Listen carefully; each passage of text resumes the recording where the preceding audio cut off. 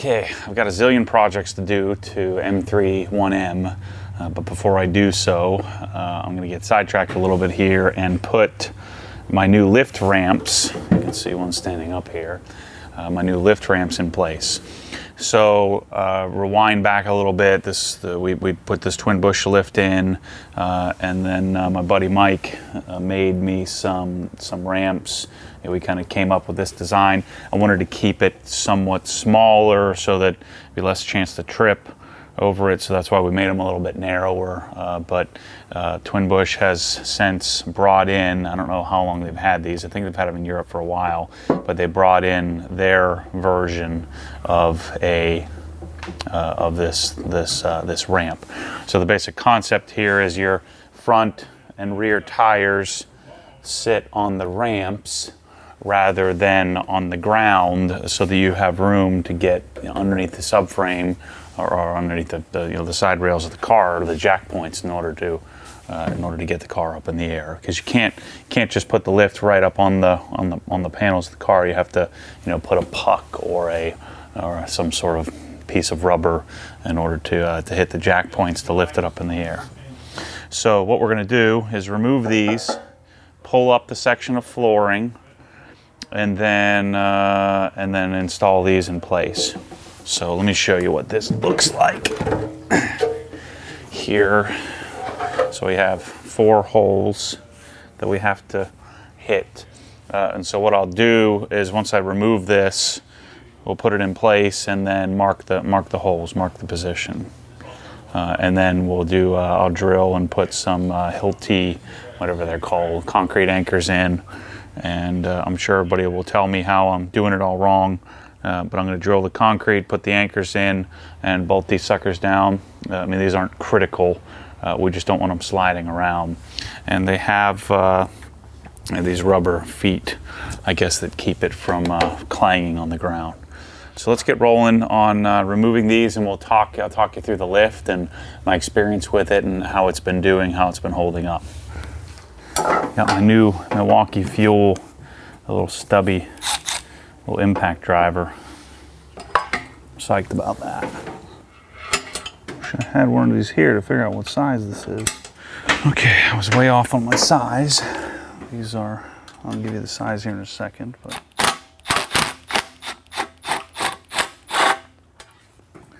size was 3/8. That wasn't even close. All right. There's number 1.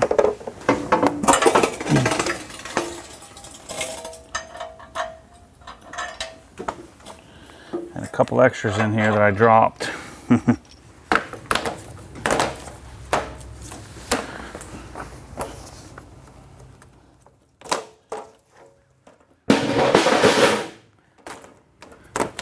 So here's a good example of how much dirt you got under the floor. And you can't even tell. So I'm gonna have to clean that up. Okay, so we got this nice and clean. So I'm gonna put my new thing that I probably just scratched the crap. Not too bad. New thing down here. So we're gonna lose 3/4 of an inch, because this is the same height as the old piece, but remember, we got the flooring around it. But I think we're still good, because we have about 2 inches of clearance when we're parked on this. So I think we're okay. So I gotta take this piece off here first. This is just a guard, not a guard for shipping.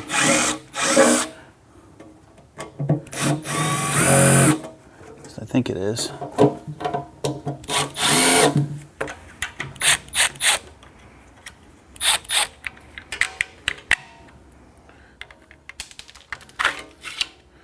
Okay. Now we got it.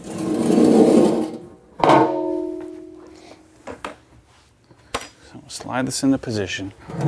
Should go right up next to it, and then back it off Just a tiny bit.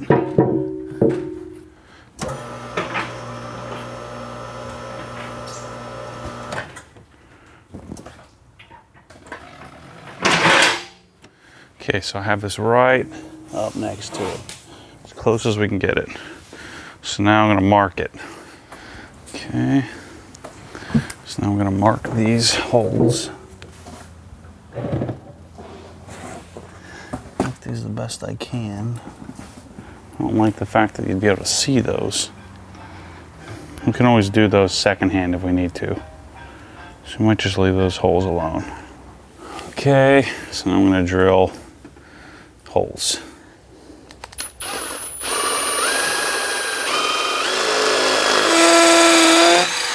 That little thing's awesome. Shoot.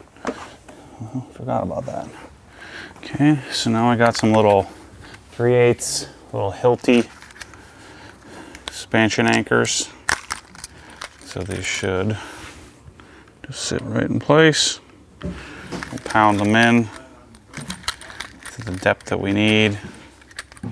So I went too deep, but I'd rather go too deep than too narrow. I'm sure all you concrete experts are going to start yelling at me, but that's how I did it. Put these in place. Hammer these in. Okay. So now, put these aside. Let's hope that I put the holes in the right spot.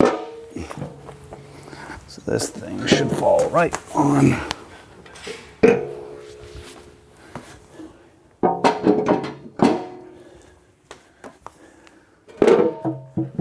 1, 2, 3, 4.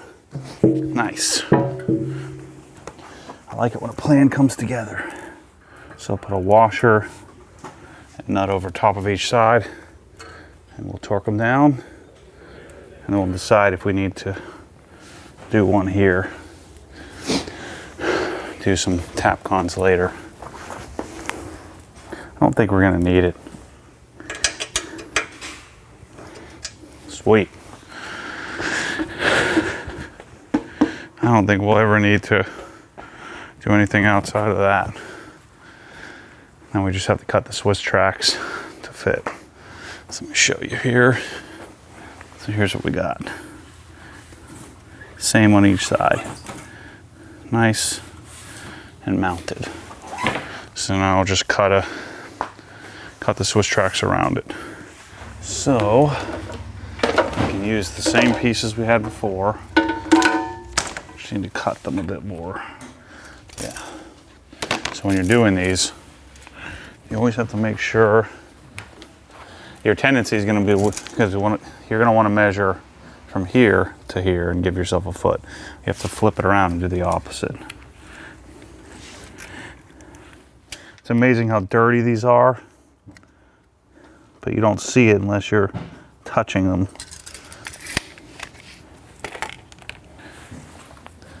And of course we got the floor tile cutter. Makes it a little bit easier. A lot easier. You know, if you had a table saw, you can cut them just as efficiently, but then you have to get the table saw out.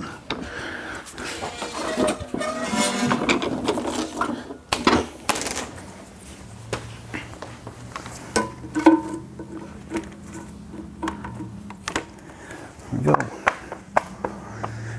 There's one.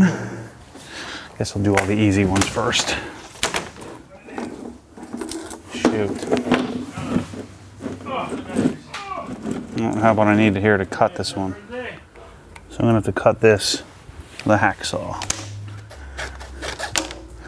There we go. Not terrible.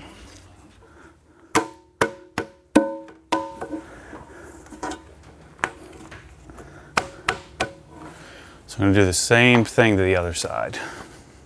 All right, there we go. First one's done. That took me about an hour. Probably take me a little less to do the other sides. It certainly looks more complete. So here's side A versus side B. Looks looks a little more finished. All right, project done. It's like 7 o'clock. I started at I think 4 o'clock, so it took me 3 hours. My friend Dave's here, so he helped me cut out and get things in place. But this, don't you agree? I mean, it looks way better than what it looked like before, where we had we had the nicely done but kind of homemade thing that I'd never gotten powder coated that I'd planned to do. But now it looks like it's meant to be here. Still, I mean, it's still a little odd that you have to do this as part of a scissor lift area in order to fit a car on efficiently. You know, I'd prefer not to have that.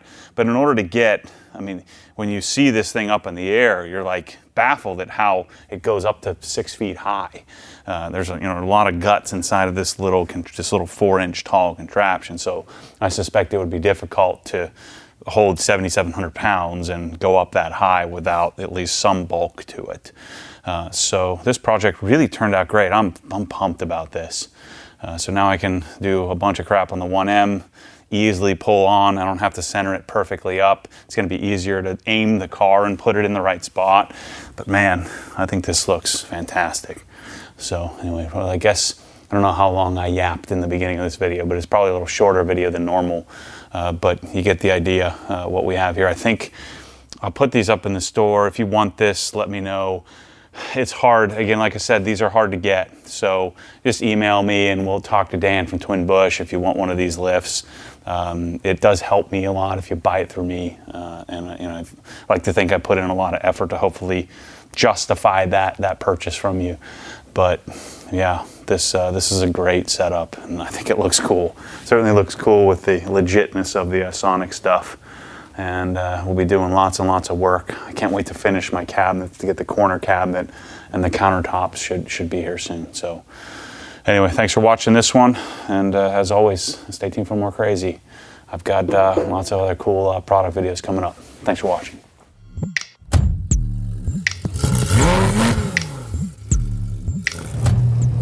What happens when the force pulls you back, your foot naturally comes off the gas. You have to keep your foot to the floor, foot to the floor.